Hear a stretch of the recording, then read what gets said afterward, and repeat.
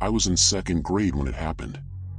Mrs. Callahan had been out sick for 3 days, and on the 4th morning we walked into room 14 and there he was. He didn't introduce himself the normal way. He just stood at the front with his back to us, facing the whiteboard, drawing something with a blue dry erase marker.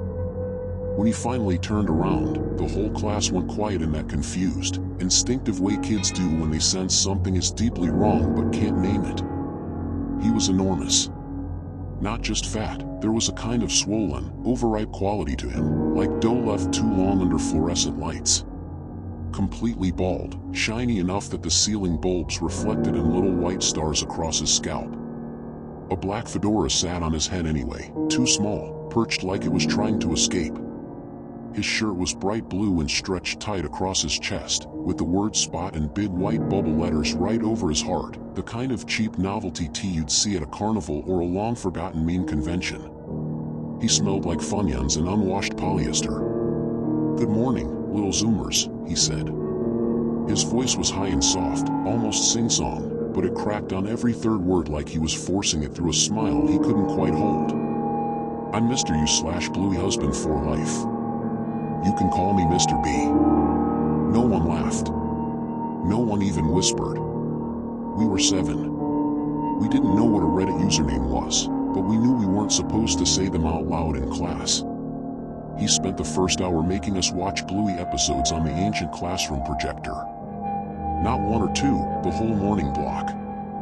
He didn't ask if we wanted to. He just kept murmuring perfect episode, every time the credits rolled, then immediately clicked the next one. When someone, Tyler, I think, finally raised his hand and asked if we could do math instead, Mr. B turned his head very slowly, like an owl that had just noticed prey. "Math is for people who haven't found their pack yet," he said. Then he tapped the side of his fedora twice, like it was a secret signal. At recess he didn't let us go outside.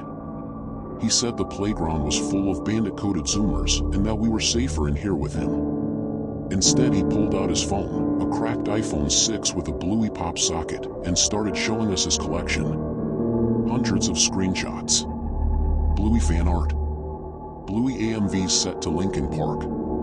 Bluey X Chili wedding photos someone had drawn in MS Paint. He scrolled and scrolled, thumb trembling, narrating every image in a low, reverent voice. "This one," he whispered, pausing on a picture of Bluey sitting alone on the swing set at night, "this is the real canon. The one they won't air." We didn't understand. We just wanted to play tag. By lunch he'd stopped pretending to be a teacher at all. He sat at Mrs. Callahan's desk eating Funyuns from a family-sized bag, orange dust caked around his mouth, and told us the true story of Bluey. He said Bluey wasn't a kid's show. He said it was a documentary.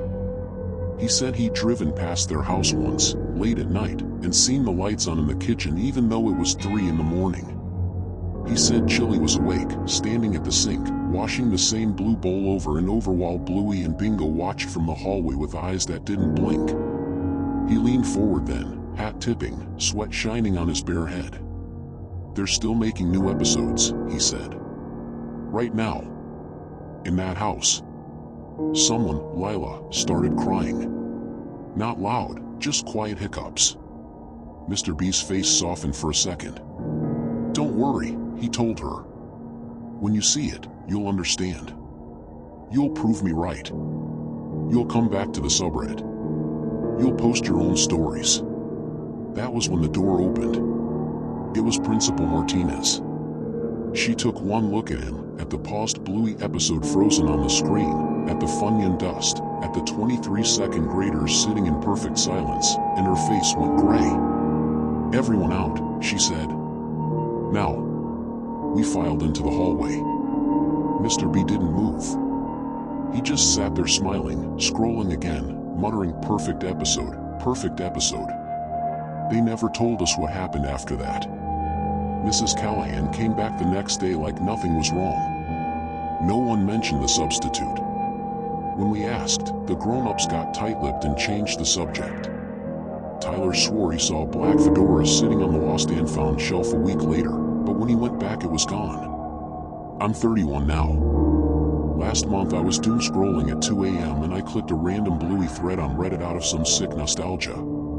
Deep in the comments, buried under 6 layers of deleted replies, was a username I hadn't thought about in 23 years. U/Bluey husband for life. The comment was only 4 words long. They're still filming. Attached was a single blurry photo. A kitchen window at night. A blue bowl in the sink. 2 small silhouettes in the hallway, heads tilted, watching. And in the reflection of the glass, just barely visible behind the camera, was the pale shine of a bald head under a too small black fedora. I closed the tab so fast my phone almost flew across the room. But sometimes, when the house is quiet and it's late, I still hear that high, cracked sing-song voice in the back of my skull. Perfect episode. Perfect episode. Come find your pack.